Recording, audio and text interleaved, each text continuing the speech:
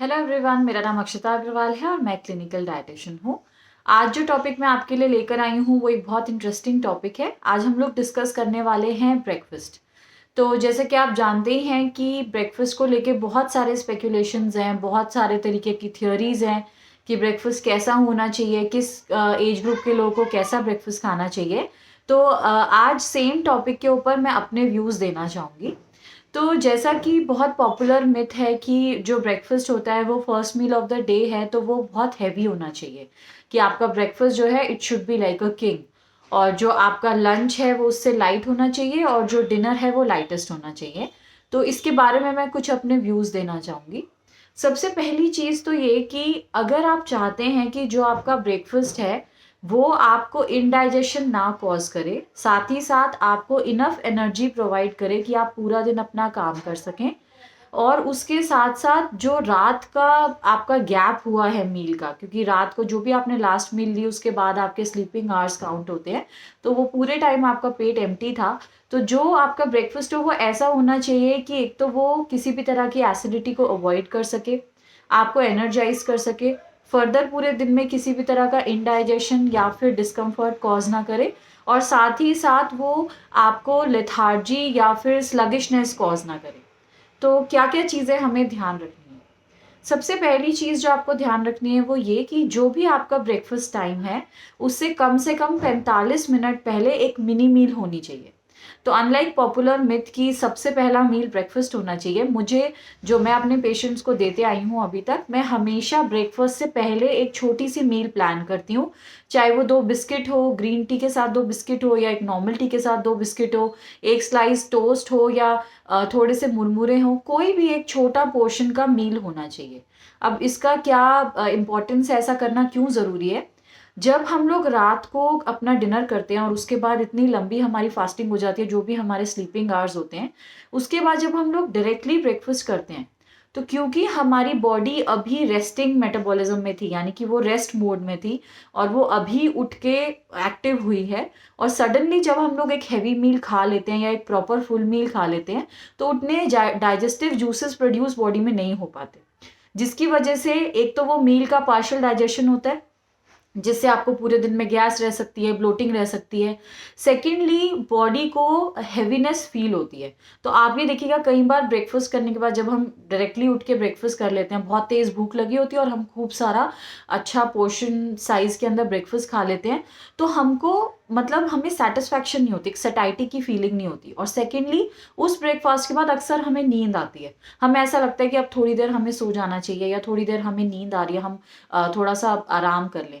तो इसका रीज़न यही है कि जो भी आपने वो मील ली आफ्टर अ लॉन्ग गैप, और क्योंकि डाइजेस्टिव जूसेस इनफ नहीं थे उस समय बॉडी में, उसकी वजह से गैसेस प्रोड्यूस हो सकती हैं, ब्लोटिंग हो सकती है, इंडाइजेशन हो सकता है, और आपको जो स्लगिशनेस या लैक ऑफ एनर्जी फील हो रहा है वो भी हो सकता है। तो इसका एक सिंपल सा रेमेडी क्या है कि जो भी आपका ब्रेकफास्ट का टाइम है, मान लीजिए आप 10 बजे ब्रेकफास्ट करते हैं या 11 बजे ब्रेकफास्ट करते हैं, तो उससे 45 मिनट पहले और आइडली आपके उठने के 30 मिनट्स के बाद आपको एक मिनी मील प्लेस करनी चाहिए, जो 2 बिस्किट और एक ग्रीन टी हो सकता है, या फिर कुछ भी छोटा सा कोई भी पोर्शन साइज हो सकता है, इवन एक फ्रूट भी हो सकता है, जैसे आपने आधा केला खा लिया, या कोई भी एक मील हो सकती है।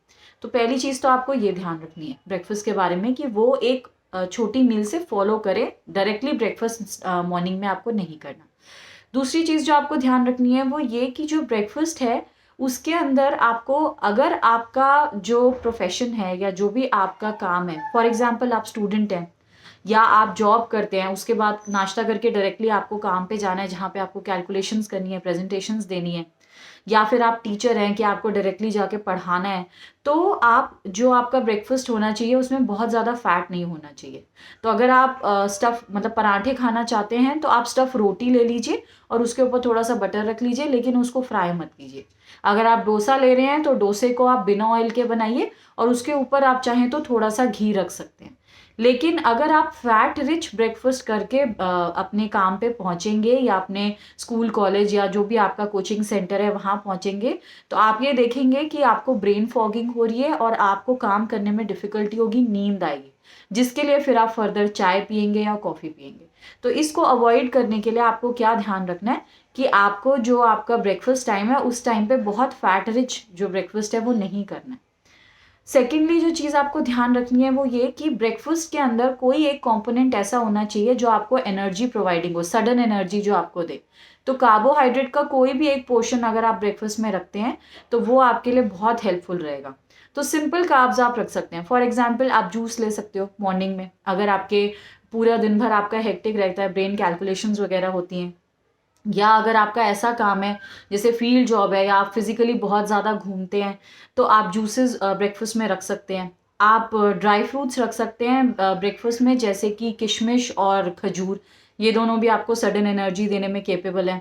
आप बनाना ऐड कर सकते हो अपने ब्रेकफास्ट में, या फिर जो भी आप दूध ले रहे हो अपने ब्रेकफास्ट के साथ उसमें थोड़ी शुगर ऐड कर सकते हो अगर आपका ब्रेन वर्क है तो। इससे आप रियलाइज़ करोगे कि जो आपको नींद आती थी या जो आपका हेडेक होता था, एक चाय की क्रेविंग होती थी, वो आपको उतनी प्रॉब्लम नहीं आएगी। तीसरी चीज़ जो ध्यान रखनी है ब्रेकफास्ट में वो ये कि कभी भी ब्रेकफास्ट के साथ आपको चाय या कॉफ़ी नहीं लेनी है। इसके बारे में मैंने बहुत सारे वीडियोज़ में बताया, यहाँ पे भी मैं बता देती हूँ। जब भी हम नाश्ते के साथ चाय या कॉफ़ी लेते हैं तो जो भी नाश्ते का न्यूट्रिशन है, स्पेशली कैल्शियम और आयरन, वो एब्जॉर्ब नहीं हो पाता।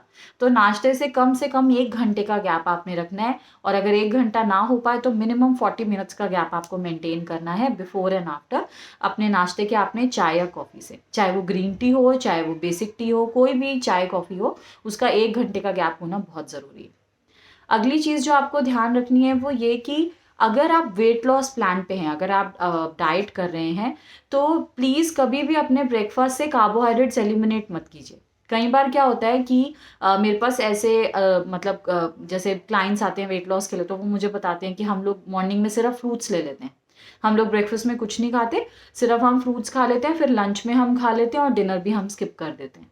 अब इसमें प्रॉब्लम क्या हो जाती है कि फ्रूट्स जो हैं उसके अंदर ना ही प्रोटीन कंपोनेंट है ना ही फैट कंपोनेंट है, उसमें सिर्फ फाइबर होता है, वाटर होता है और कार्बोहाइड्रेट होता है, जो थोड़ी देर के लिए आपकी बॉडी को सस्टेन करने के लिए काफ़ी है, लेकिन पूरे दिन सस्टेन करने के लिए काफ़ी नहीं है। और स्पेशली अगर आप फ्रीक्वेंट मील्स नहीं खाते हो तो सिर्फ फ्रूट्स जो हैं वो सफिशिएंट ब्रेकफास्ट नहीं है।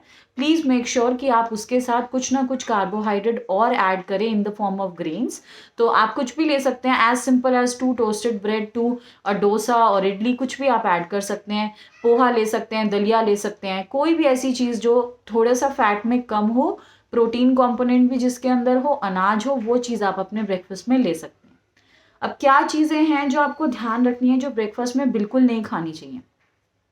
कोई भी डीप फ्राइड आइटम, स्पेशली जैसे हम लोग का वीकेंड होता है तो कई लोग जो होते हैं वो छोले भटूरे के शौकीन होते हैं, कई लोग कचौड़ी, समोसे या इस तरीके का जो भी हैवी ब्रेकफास्ट है वो प्रेफर करते हैं। पर मेरा सजेशन आपको ये है कि अगर आप ये सब खाना चाहते हैं तो इसको मिड मॉर्निंग में खाइए, आप इसको first meal of the day मत बनाइए। पहले कुछ हल्का खा लीजिए और 1-1.5 घंटे के बाद आप इसे खाइए, अगर आप हफ्ते में एक ही बार चीट मील भी करते हैं और खाना भी चाहते हैं।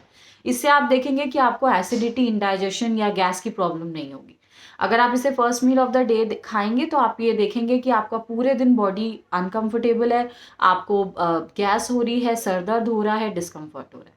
तो ये कुछ बातें हैं ब्रेकफास्ट के बारे में कि अगर आप इन्हें ध्यान रखते हैं और अगर आप इनको ध्यान में रखते हुए अपना ब्रेकफास्ट लेते हैं तो आपको किसी भी तरीके का डिस्कम्फर्ट जो ब्रेकफास्ट से अराइज हो रहा है वो आपको नहीं फेस करना पड़ेगा। अगर ऐसे ही दूसरी मील्स के बारे में भी आप जानना चाहते हैं, जैसे लंच में क्या चीज़ें ध्यान रखनी है या डिनर के बारे में क्या चीज़ें ध्यान रखनी है, तो उसे प्लीज़ कमेंट सेक्शन में मेंशन कीजिए ताकि मैं इसके फॉलोअप वीडियोस बना सकूं। और अगर आपको ये वीडियो हेल्पफुल लगा हो तो don't forget to share it with your friends, family and loved ones. जितने सारे लोगों के साथ आप इसे शेयर कर सकते हैं इसको शेयर कीजिए। मेरे चैनल को सब्सक्राइब कीजिए क्योंकि ऐसा हेल्पफुल कॉन्टेंट मैं पोस्ट करती रहती हूँ, और मैं आपसे मिलूंगी अगले वीडियो में। Thank you.